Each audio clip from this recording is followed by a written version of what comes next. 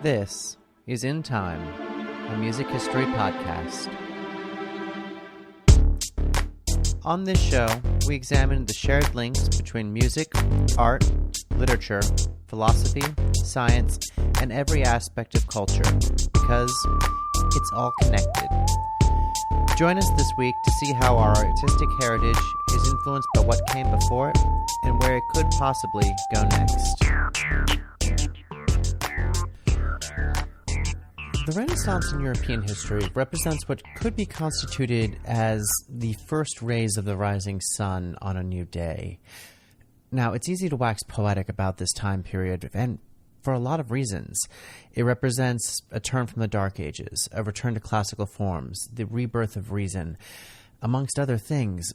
But really, if you were, say, an average citizen or a peasant living during this time period, your life remained essentially unchanged from the past. The truth of the matter is that the Renaissance was an intellectual movement pursued by a handful of monks, scholars, nobility, and a couple learned monarchs and well-to-do cardinals and popes.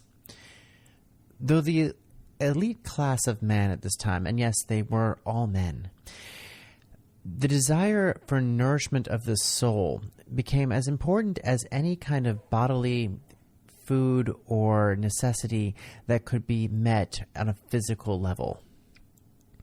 The question on everyone's mind, though, is how do you do this? How do you nourish and comfort the soul of man?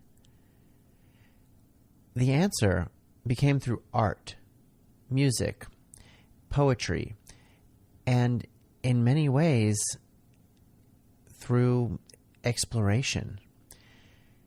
Now, the end result of this time period would not be felt in European culture for several centuries. But what this period really does is it lays the groundwork for all that comes in the modern world.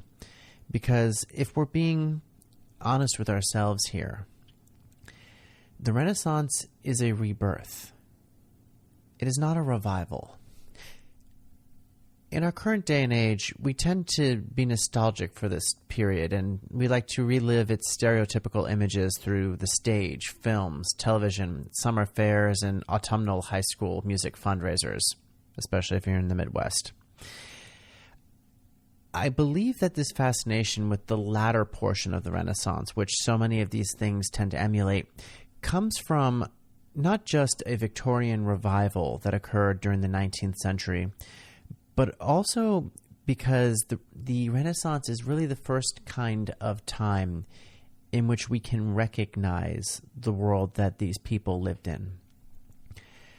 By returning to the ancient past vis-a-vis the experiences of the Dark Ages, a new sense of pain and anguish had managed to become layered upon the older representations of form that were rediscovered during this period of time. And the added torment of about, 1,000 years since the fall of Rome had led to a new social invention. Us. This is In Time, a music history podcast. I'm your host, Zachary Singer. Susan isn't with me today, and I'm doing a couple batch recordings while my wife is out preparing for, Susan's wedding.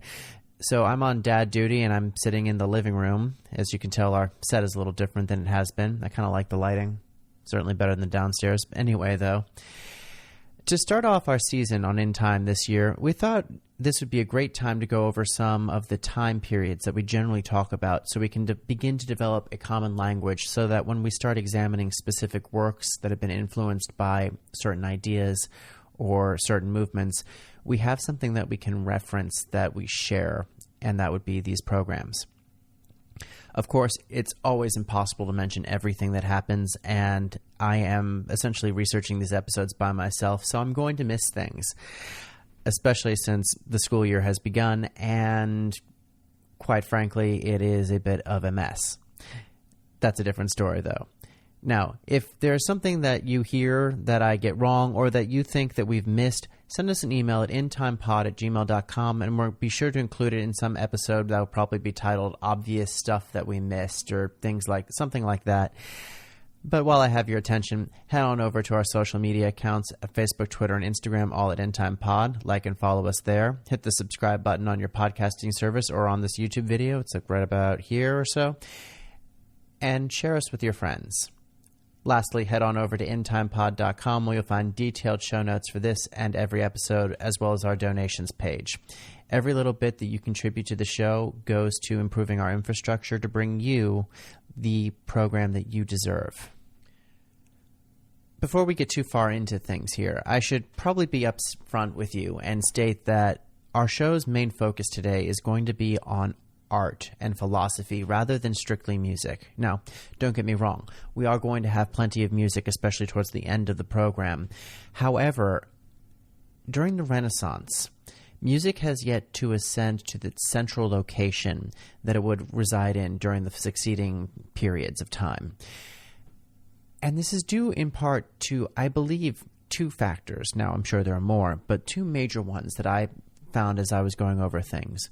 Number one, the majority of the population of Europe during this period of time is illiterate. And because music, in order to be spread and disseminated during this time, the only recording method was via writing it down, this kept especially advanced music that wasn't just, say, someone performing in a pub somewhere or on the street or whatever it would be that they perform. It kept it in centralized locations, monasteries, religious centers, courtly areas. And this prevented its dissemination into the wider world. Now that, of course, is going to change. But the second thing that I believe that hampers music development during this period of time is just the limits of technology. It would be really difficult during this time period for numerous individuals to come together and play and sing and do all of these other things that we've come to expect from music, strictly because of the fact that really instruments during this time period are pretty poor, especially when we compare it to the later time periods. Now, I'm not even saying anything about, any types of instruments that are around today. They're poor in comparison to what comes next. Even by the late Renaissance or the early Age of Reason, we begin to see more precisely made instruments. And that's because during this period of time, the idea of the scientific method had yet to really take hold on the popular consciousness. And instruments themselves were limited by what was essentially about 1,000+ years of understanding of tuning systems, of construction, and all those other things that tend to go into what makes music sound the way that it does, that we've already talked about in this program a couple of times. Of course, all of this would change. But during this period of time, because the main population was illiterate, art served as the main method of communication, of ideas, of philosophy, of religion.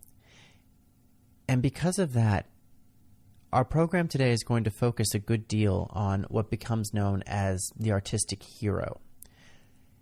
And those are the words of the art historian Kenneth Clark rather than my own. But I think he has a good point in that one. Because whenever we think of the Renaissance, there's really a handful of names that come to us, especially in the art world. Raphael, Michelangelo, and Leonardo da Vinci, of course. And we're going to talk about especially the former two of those lists here. But before we get into that, before we get into how music begins to become more important as the Renaissance becomes the Baroque, we need to lay out how it even came to be in the first place that some idea as music, something as abstract at that point in time, came to be, and how there had to be an intellectual groundwork for not only music to take over, but for art to transform in the way that it did during the early part of the Renaissance. As a social and intellectual phenomena, the Renaissance was only allowed to happen because of a sense of self-confidence, which was awoken in a few remote Italian city-states around the turn of the 15th century. Now, there have been some murmurs during the 14th century, but of course, the 1300s are pretty synonymous with the Black Death. So we're not going to talk about that era too much here. But really, what winds up happening is that city centers like Venice, Rome, and Florence in particular wind up becoming hubs of commerce, of technology, of innovation and power. And it all starts because wealth had become centralized in those locations. Specifically in Florence, where banking in the city, or the nation state, I should say, had rather become monopolized by a group of individuals known as the Medici family. At this point in time, they are simply bankers, powerful ones at that, don't get me wrong. But with time, they would grow to put queens and kings on the thrones of France and the Holy Roman Empire and Spain. They would grow to put cardinals in positions of power, and eventually even 4 popes would come from this influential group of people. But at this point in time, they're simply bankers and enthusiasts of the arts. By the point that the Medicis arrive, or the Medicis if you're saying it strictly in Italian, I'm probably going to float more towards Medici just because that's how I learned it originally before I understood Italian pronunciation. It's just kind of stuck in there. Weird how these things work out, isn't it? Anyway, though, the Republic of Florence, where they lived, had become a major hub of trade, specifically of wool and fabric. And they had managed to acquire wealth through controlling the banking system of that area. Now, of course, there were other people there. There were other families that controlled banking, but they would grow to become the most powerful. When we look at the art that begins to get funded by these families, especially the Medici, you begin to see what our friend Kenneth Clark refers to as an air of certainty that is typical of all national founding fathers. Indeed, if you look at some of these works created by the likes of Fra Angelico, Botticelli, and the sculptor Donatello, all the individuals that they depict in their work winds up having the same kind of facial quality, the same kind of self-assuredness that a couple hundred years later, whenever we look at the American founding, you see in portraits of people like George Washington, Benjamin Franklin, James Madison, Thomas Jefferson, and the like, who all seem to have this air of intelligence, deliberation, and power. As if they know what they're doing is right and just, and they will be successful simply because of whatever reason they feel will lead them to success. Now, the artists that I mentioned here, Fra Angelico, Botticelli, and Donatello, would all be influenced by a rebirth which happens in the monasteries to begin with. And this seems a little contradictory because we normally, especially coming out of the Middle Ages, typify this era as being overly religious and overly anti-intellectual because religion and intellect are somehow always at odds, despite the fact that during this time period and most of recorded human history, they're used to support one another. I blame the new atheists. Anyway, that's a different story entirely. What happens in the monasteries is that they begin to rediscover books that had been copied a couple hundred years earlier by anonymous monks who had lived in these areas beforehand. But what they were copying were the ancient texts. Cicero, Plato, Aristotle, Marcus Aurelius, all of the great philosophers, or in Marcus Aurelius' case, the philosopher emperor, the last great emperor at that. All of their works found themselves centralized in these monasteries, painstakingly copied by hand. And slowly, these monks began to try to rectify these ideas, especially of Aristotle, with their Christian understanding. And we're going to see this a lot whenever people revisit the works of Greece and Rome over the next several hundred years, not just during the Renaissance. They're going to try to rectify these figures because they don't want to label them as pagan heathens. They want to save these individuals. That's why when Dante Alighieri writes the Purgatorio, the Inferno, and I forget what the third one is, his trilogy. I honestly haven't read the third one. I've read good chunk of the Inferno. I've never read Purgatorio. Anyway, though,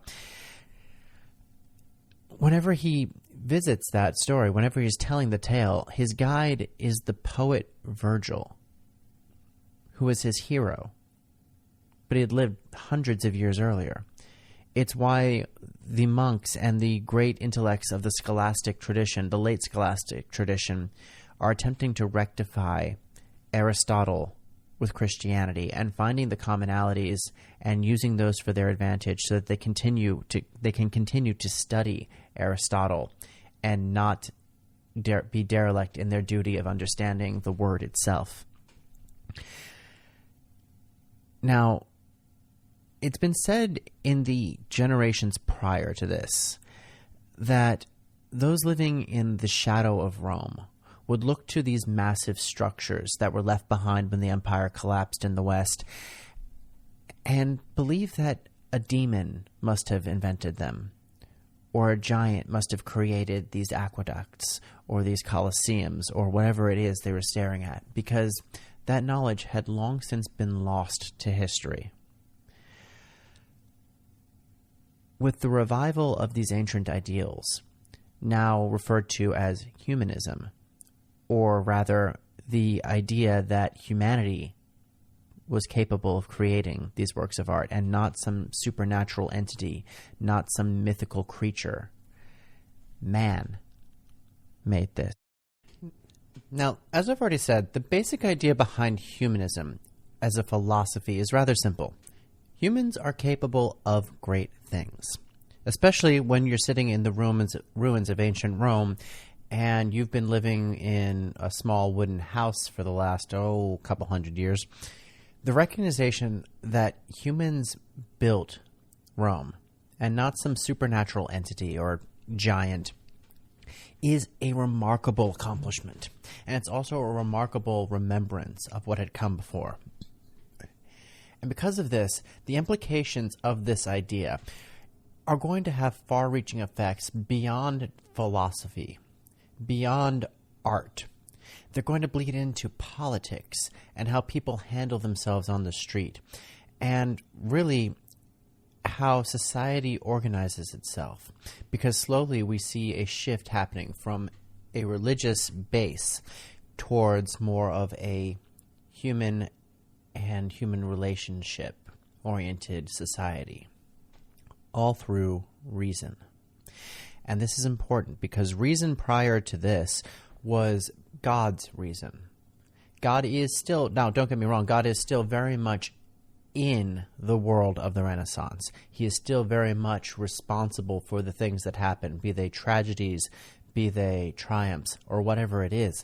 However, slowly he is shifting from being active to becoming the source of inspiration. Now, that transition won't take place fully until the next artistic era of the Age of Enlightenment and the Age of Reason.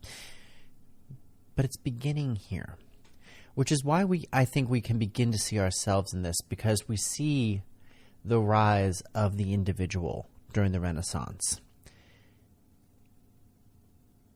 And we see the rise of something else, slowly, very small. It's a form of government that isn't a hereditary monarchy. It's old. It's been around before. Maybe you've heard about it. It's called a democratic republic. Now, during the Renaissance, this is a small-scale system of government that really works best in small nation-states such as Florence or Venice or certain principalities in the Holy Roman Empire. Sorry, I'm not sure if you can hear the sounds coming from the background. I'm on dad duty today, and my daughter's in her bassinet like 20 feet away from me or so, just so I can keep an eye on her while I'm recording today's episode, and I'm not sure if that's coming through or not. Oh well. Now, the political implications of democracy are something for an entirely different show, so we're not going to go there.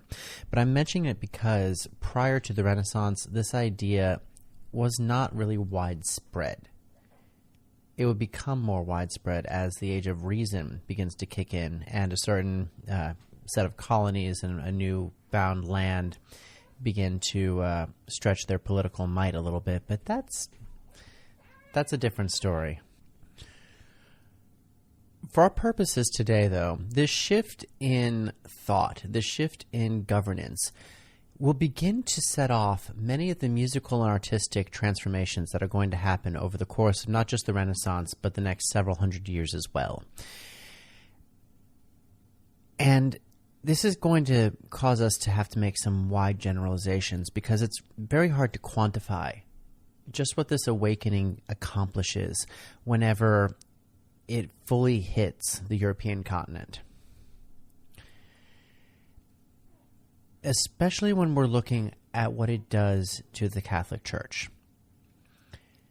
Because as man becomes empowered, so do monarchs. So do individuals.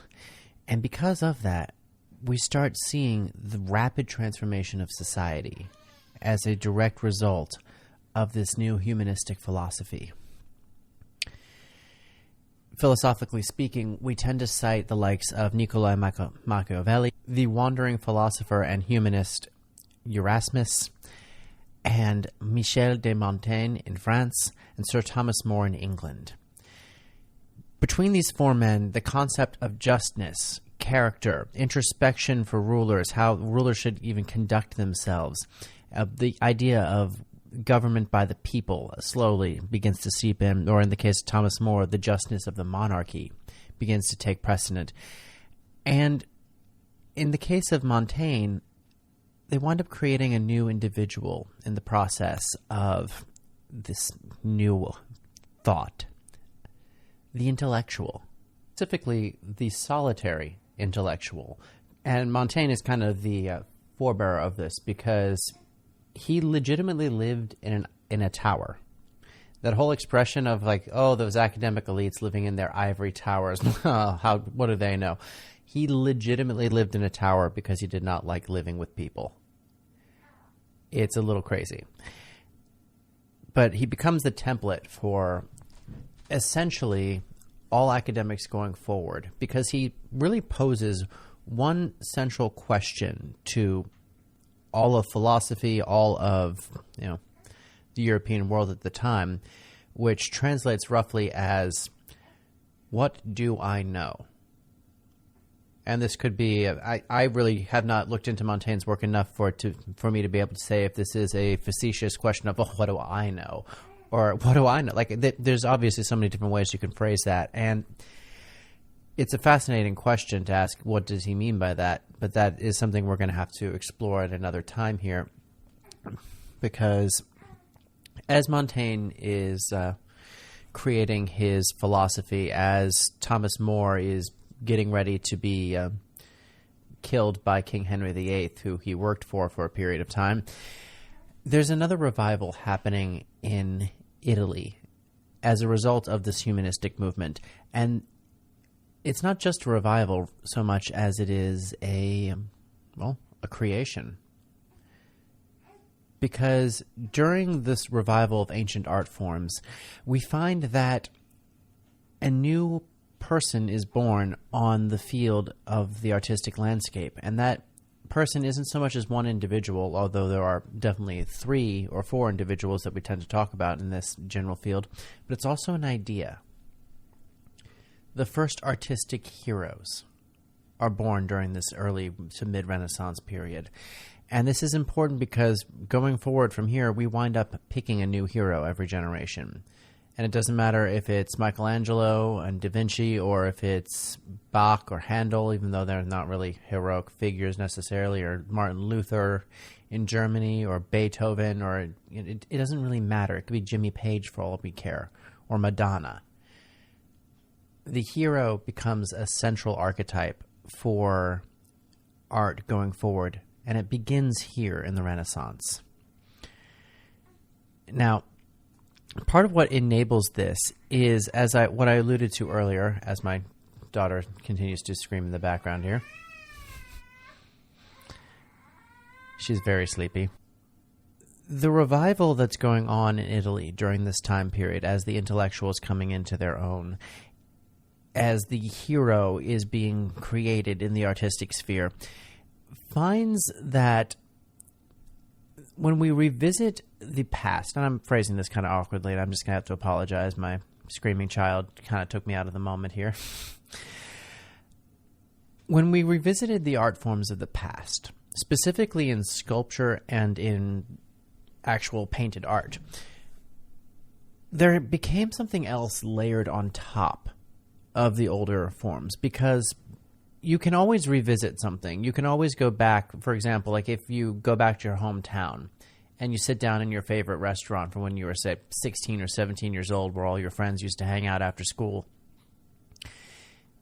you can find the place is the same, but everything has changed because let's be real, you can never truly go back home. And this return to the Greco-Roman artistic ideal is just that. It is a revisiting of going home. It is a revisiting of the past, but there have been roughly about 500 to 1,000 years plus of development. What we find is that the artist has managed to transform these older figures. Back when the Greeks and Romans were making these works, as I was saying before I got sidetracked, the sculptures that they created were rather emotionless figures. They weren't necessarily in the motion of shooting an arrow or feeling pain or whatever it is that these figures might have been doing in the actual work of art itself. Sorry. They are just static. They're just kind of there, especially in the facial region. But when the Renaissance masters begin to pick up these images again, what winds up happening is a new depth, an emotional life of these sculptures in particular, and especially in art and sculpture. But sculpture is where it's really the most obvious to begin with, since we don't have a whole lot of canvases from the Greco-Roman period that show, life or anything like that. And part of that is, the experience of the last 1,000 years. But part of that also is this new humanistic idea that emotion is worth documenting. It's worth showing the character of whatever it is you're creating for the real world in real time.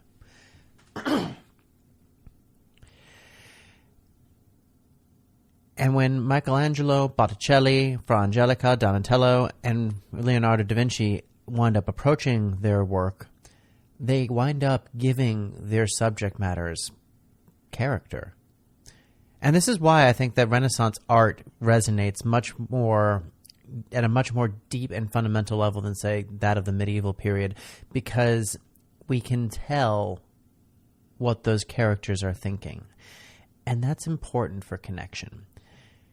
Donatello's bronze sculpture of David presents the king as a light, airy, and gay youth who's fully clothed and ready to, essentially fight Goliath, or maybe he's already fought Goliath. I'm not really sure that the sculpture has any particular meaning or particular story to it. And the face of this David is, classically informed. It is the face of the Emperor Hadrian's lover who died and wound up becoming, put on sculptures all over Rome and the Roman territories. But unlike in the past, you can tell that he's kind of thinking about something. I'm not sure what it could be, but he's a playful figure. But in the succeeding generation, something else begins to seep into the same, and even we're going to use the same subject matter for the sculpture here of David. And I hope you know where this is going, which is Michelangelo's David. Because while Donatello's is light, playful, and kind of maybe a little coy, that's Donatello's. David is light, playful, and rather coy. Michelangelo's is a giant marble statue who's boldly standing naked in the middle of the room and clearly deep in some sort of thought. And this is a remarkable transition because it tells us several different things at once. Number one, the artistic values had shifted to represent their subject matters heroically. Michelangelo's David is a broad figure, a giant, while Donatello's is relatively unassuming.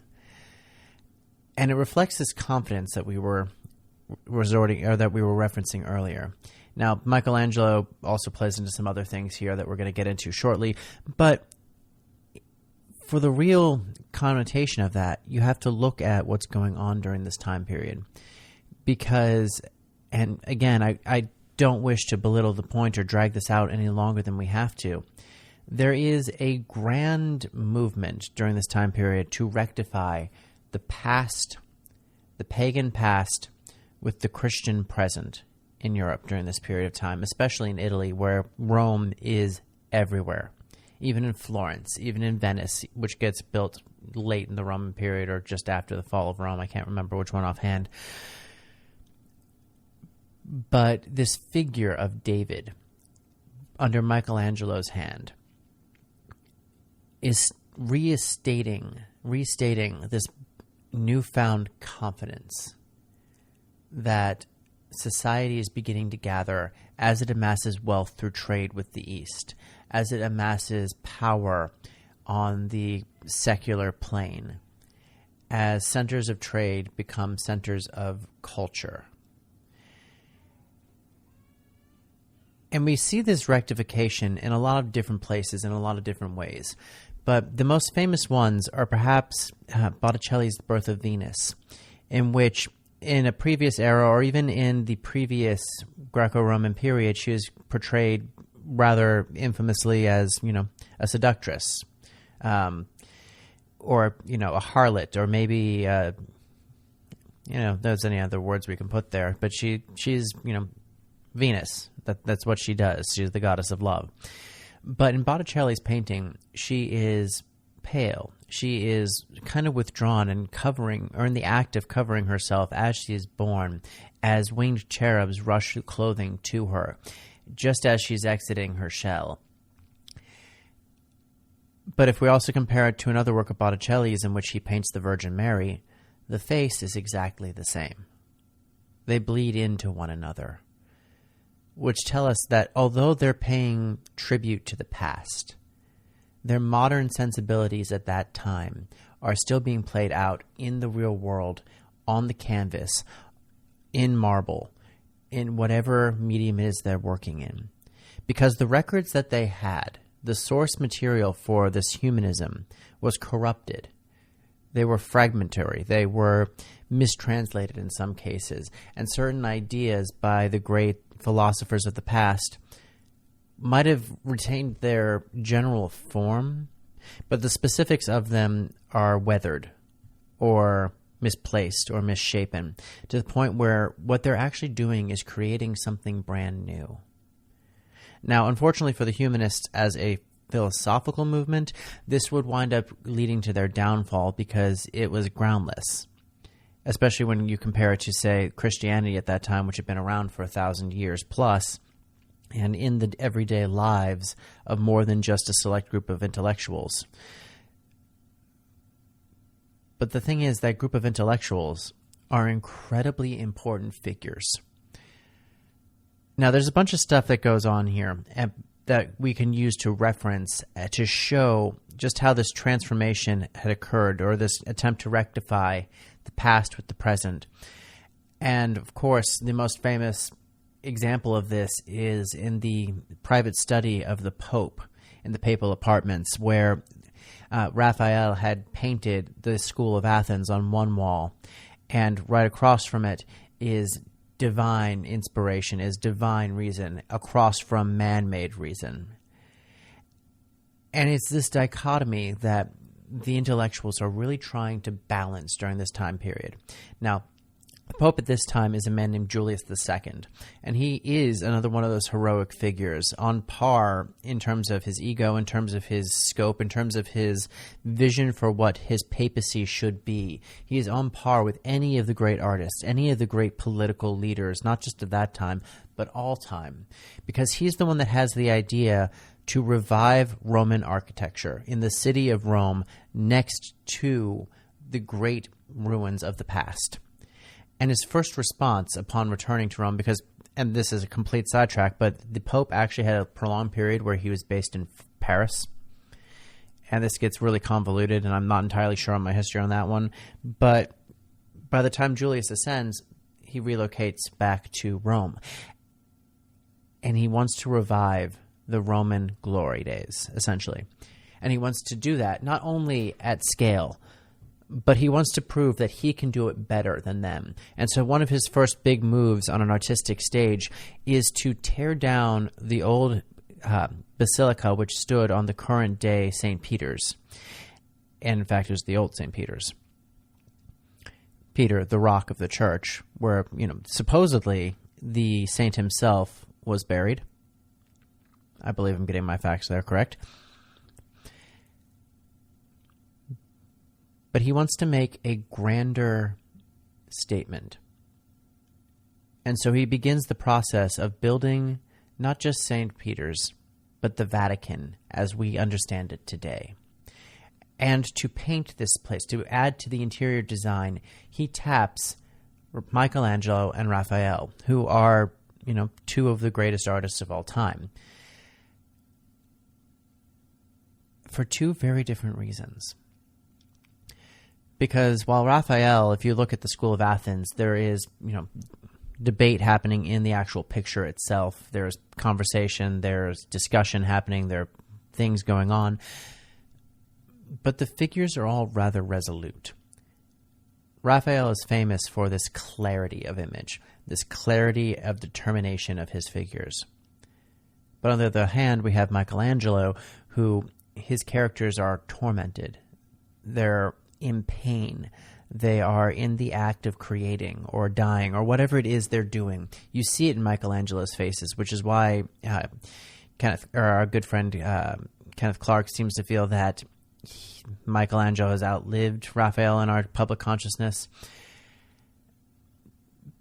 But between these two, and this is something that we'll revisit again in the future because they're not just redecorating the papal apartments or creating the walls of the Sistine Chapel, they're also being used as political propaganda. Or they will be very shortly. And their mere presence in Rome during this time period goes to show not only that Rome is now an ascendant power yet again, but also it coincides with the decline of Florence as an artistic cultural center, because the Medici family essentially begin to rule as autocrats. Now, they'll be thrown out a couple of times, they'll come back a couple of times, they'll move all over Europe just to keep their money and power intact. But for the most part, once Florence falls from being a republic, the artistic center of the world shifts from Florence to Rome. And Rome is going to hold on to it for a very brief amount of time. But in that time, we're going to get some of the greatest works in the Western art canon, that most of which I've already alluded to. But of course, there are so many others that we could spend our time with, but we do have to get to some music here. However, there is something else happening here. Because while Julius is alive, and Michelangelo paints a picture of Julius in which he is portraying him as a heroic figure, and to some degree he certainly is. He could also be a villain depending on your definition of the term, or what you're wanting to view him as, which is really up to everybody here. But his successor, Leo X, is going to be the polar opposite of Julius for a number of reasons. And this is going to be something that we have to touch in the next episode, because it's going to be Leo who transitions Michelangelo, Raphael, and all of the other people working in and around the city of Rome into propagandists for the Catholic Church. Because he's going to overlook an event that happens in the north in about 1514-ish or so. He's going to overlook this event's significance until it's too late. And because of his arrogance or ignorance or unwillingness to pay attention to the world around him, Martin Luther is allowed to reform his region of Germany, or of the Holy Roman Empire, and form it into Protestantism. And Leo is going to be left with two of the greatest artists of all time to use as a tool for propaganda. But we'll get into that a little bit in the next episode, because we do need to talk about some music since we're a little ways into this program now. Now, I have to admit here, like, we've been talking about art and philosophy a lot in this episode because during this time period, art is the main medium of communication. Philosophy is what's discussed behind the walls, but art is what's left to communicate to the other people. And we don't really know what people thought of this new artistic movement coming out of Rome or Florence because we have no records of what the average citizen thought. They're probably still just as concerned as they always were about whatever pebble was in their shoe, keeping their lives miserable, as most people are.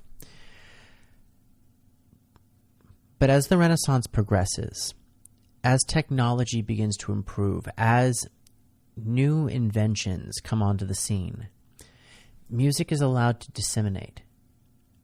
And slowly, over the course of this period and into the next, it's going to ascend to its cultural status where we have it today. And it's no longer going to be used as a tool for religion, but it's also going to be used as a tool for man.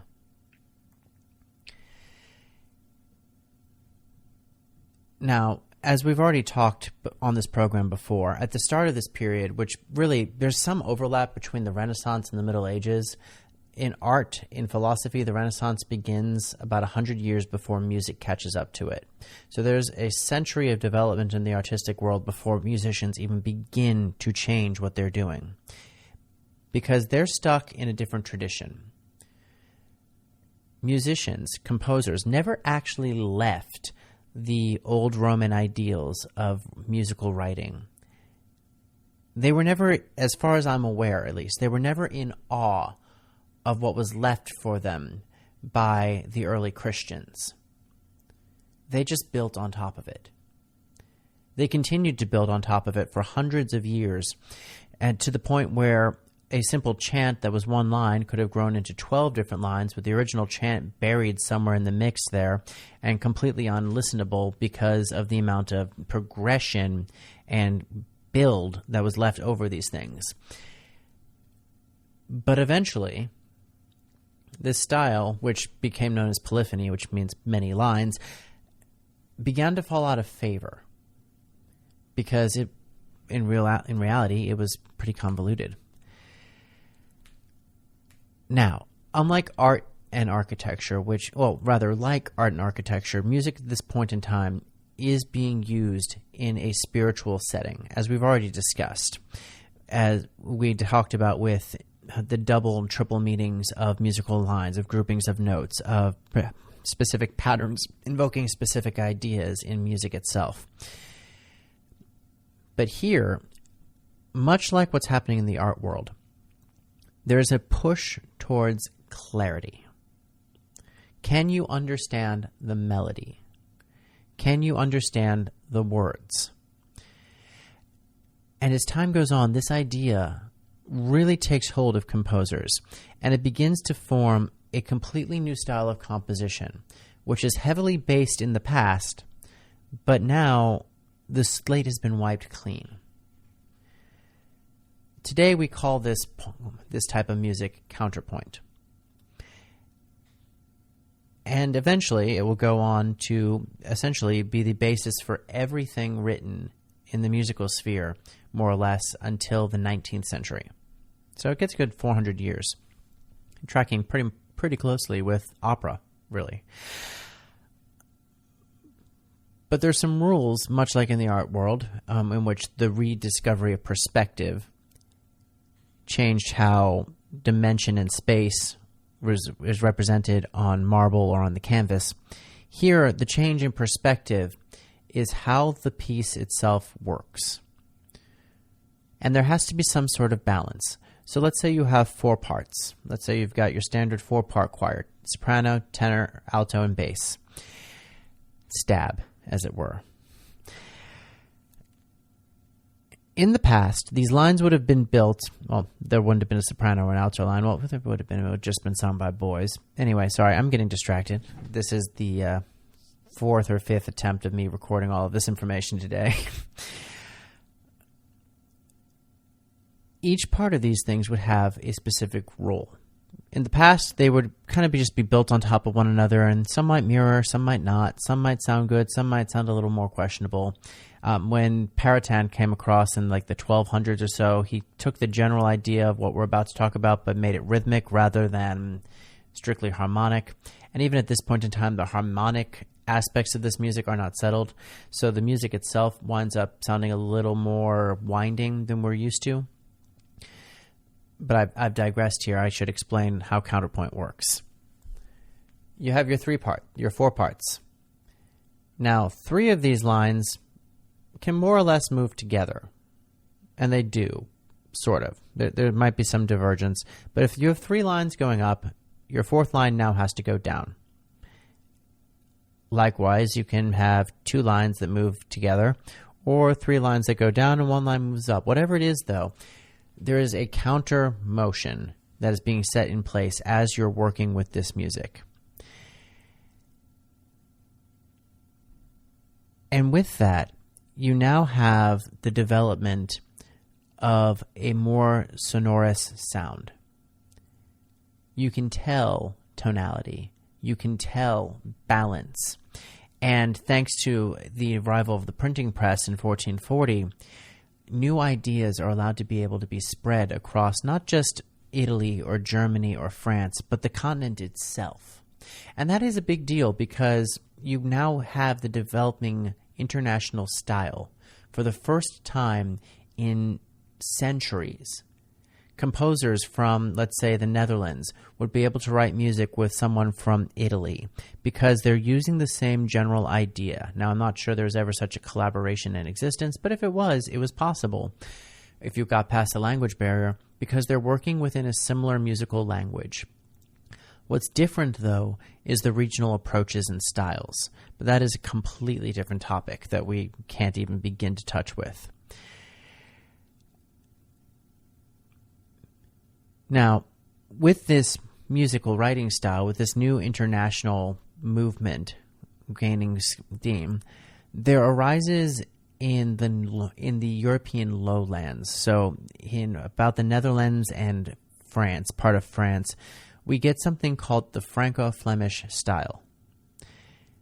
And it's a school.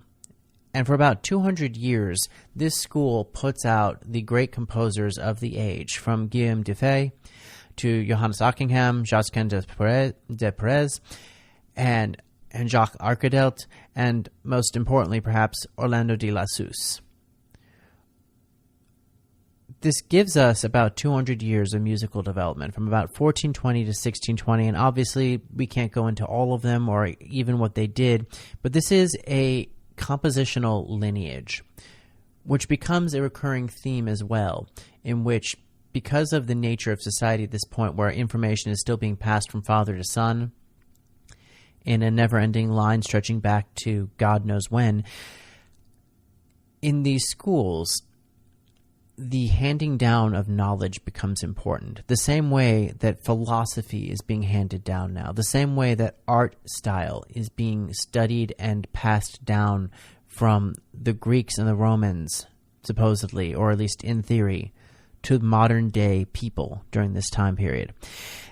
And there are, of course, other composers, other people that we can't mention, but it is this Franco-Flemish school that winds up shaping most of music for 200 years, with one exception, that being a man named Palestrina. And Palestrina is one of those characters that comes at the high point of this style and really pushes the counterpoint to its ultimate form for this time period. Now, there'll be a third wave of counterpoint, and really, he's the second wave. The first wave kind of comes at the Gothic period, and it gets all really convoluted, and it depends who you ask. And it's probably disingenuous for me to say that counterpoint is completely new because it's based off of the older ideals. But again, every so often there is just a break with what came before. In the art world, it's the rediscovery of perspective. In politics, it's the introduction of, any number of ideas. The divine right of kings could be one of those points. Or the idea that the sovereign individual has a right to control their own destiny could be another one of those points. In art, or I already mentioned art, sorry. There are a number of fracturing points.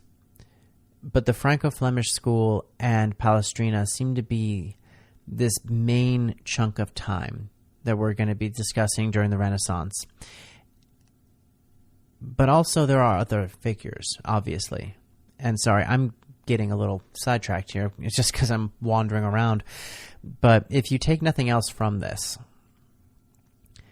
know that the ideas that are initially started in humanism and in the artistic world, when they're translated to music, they transform the genre. And now, because it's able to be disseminated to the general populace, they can start creating new forms of music, new forms of popular music. It's no longer just folk songs or someone playing with the lute in a pub somewhere, or someone writing something for the glory of God, as is still going to be going on for centuries and still goes on to this day. We now have the introduction of what are known as madrigals. And they are the first mass-printed, mass-produced, mass-sold, and consumed form of popular music in history, as far as we know. And importantly enough here, they wind up being hallmarks of the age, and they're secular stories. They're pastorals. They're stories of love. They're stories of situations which are new to composed music.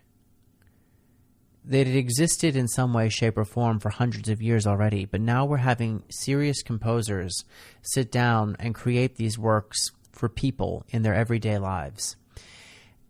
And this idea of the magical, the idea that you can get a group of people who are essentially amateurs together to read music and spend time together in what is effectively, and I'll probably use this example again, the first iteration of Netflix and chill in human history.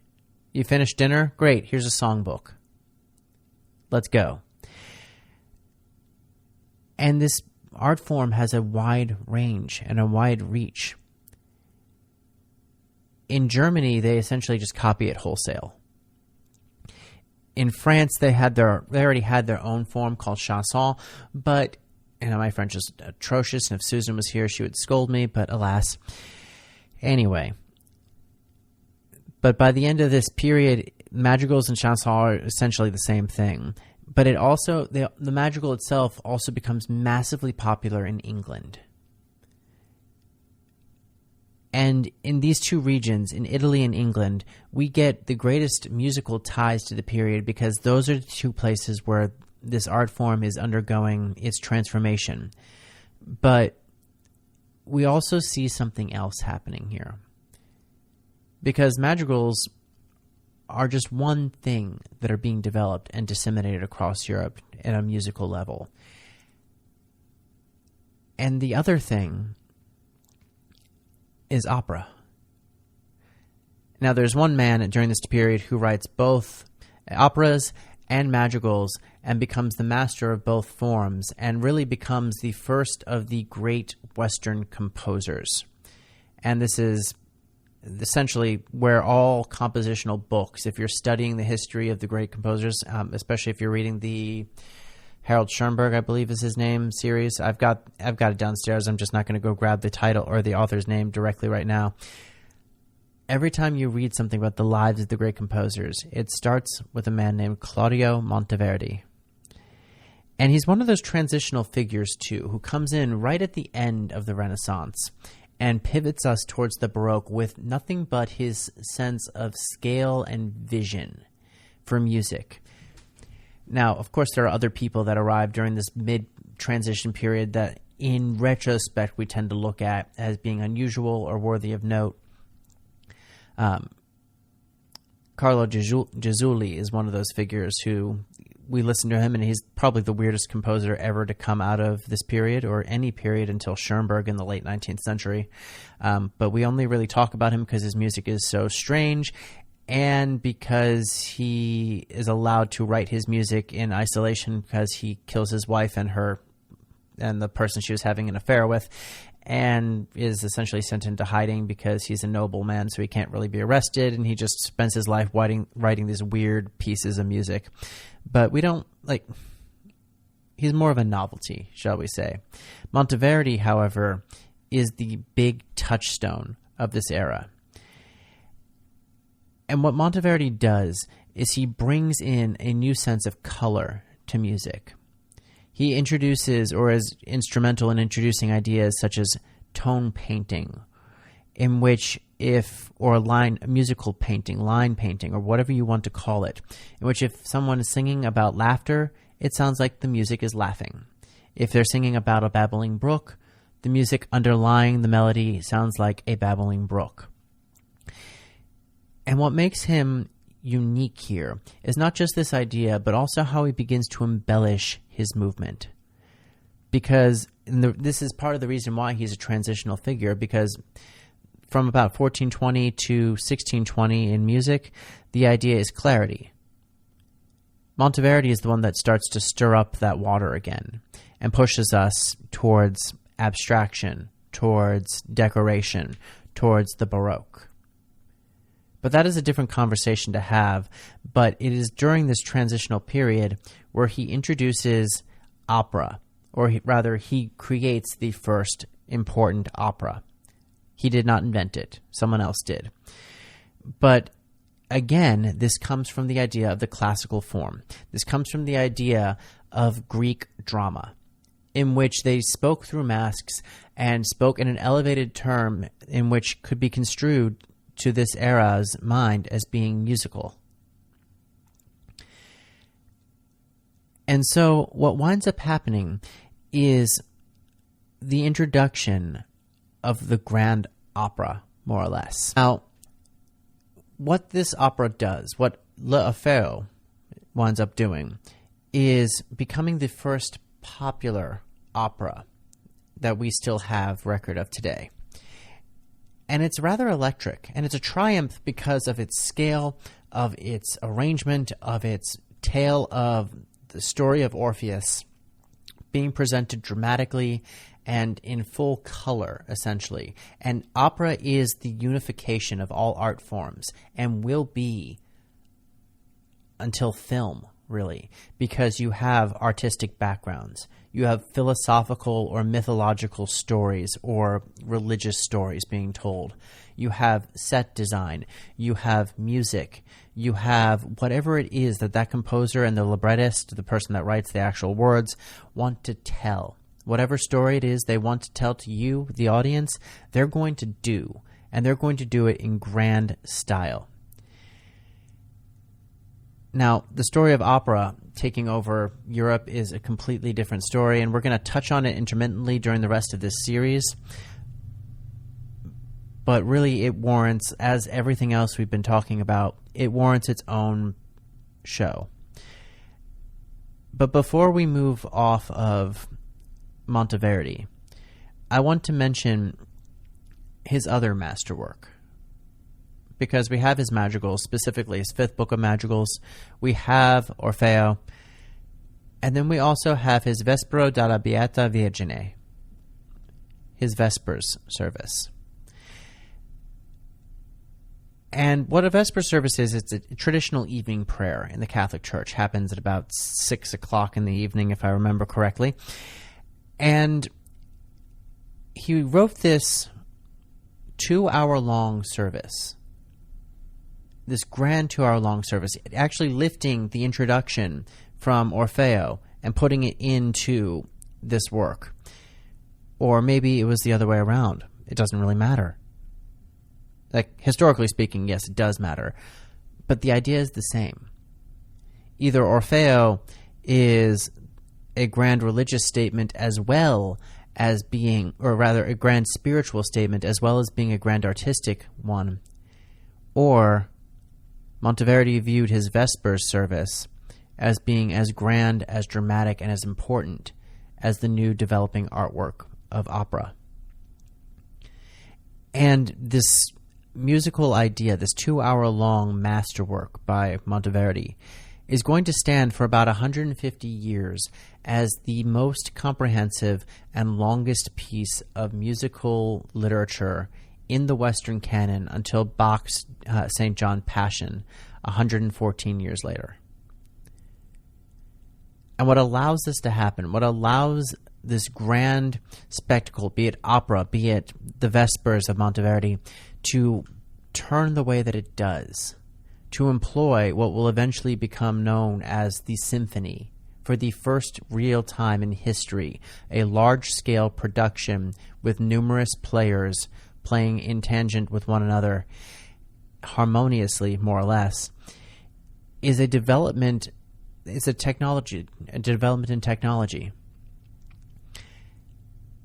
Instruments begin to improve. Older, more outdated sounds begin to become replaced by instruments such as the viola da gamba, or perhaps more importantly, the violin. And it's kind of different. It's kind of difficult to separate what comes first here. It's kind of a chicken or egg situation in which a new instrument gets invented and then someone writes a piece of music for that instrument, but then someone else gets inspired by that older idea, and they're like, it's just a circular thing. But more or less, I think it kind of works like this. New instrument gets invented. Someone writes music for that instrument. The song gets published in some kind of anthology or collection, or it's a standalone piece as the instrument gets disseminated from its invented point, and people begin playing it, and they make it popular, and they create literature for that instrument, and voila, presto changeo, you have yourself a standard. This change in landscape is brought on by the perfection of instrument design, and as each generation improves on the older ones, composition is allowed to become more grand and bold. And you can see this in particular with the piano. When it begins as a small-scale home device, essentially, I believe it's the clavichord is the first one. It's kind of light. It's kind of brittle. It sounds nice, but it's not a large, imposing instrument. It's definitely an intimate thing that you use in a small space. As it transitions to the harpsichord, it begins to get more ambitious in its writing. As it turns into the forte piano, there's a transformation in its writing to become more ambitious and grand. And then finally, once this forte piano gets a metal frame, thanks to Beethoven, then we have the piano as we understand it. And all of these things kind of push one another. And a virtuoso musician, especially in the case of the piano, can change the design of that initial instrument. Because Beethoven was so heavy-handed that he broke several of the forte pianos.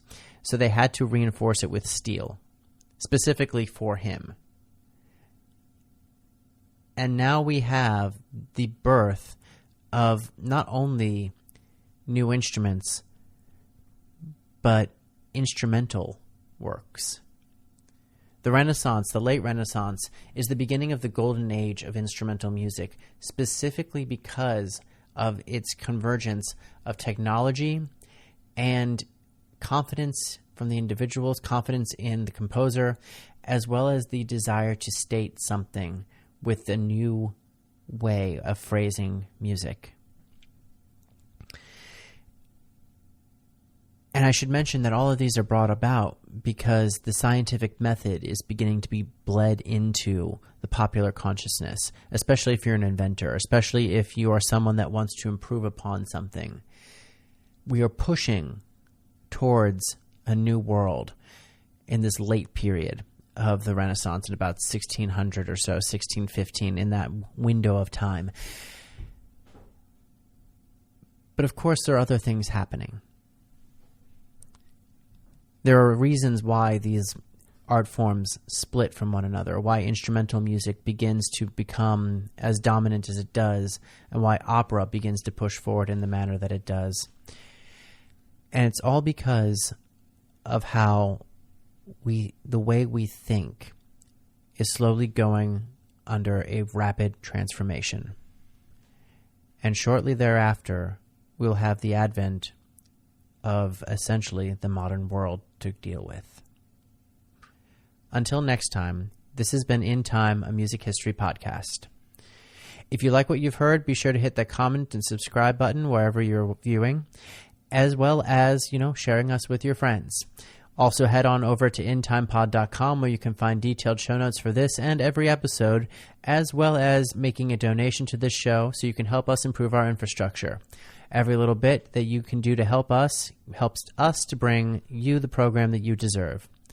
Until next week, I'm Zachary Singer. Remember to stay in time. Thank you.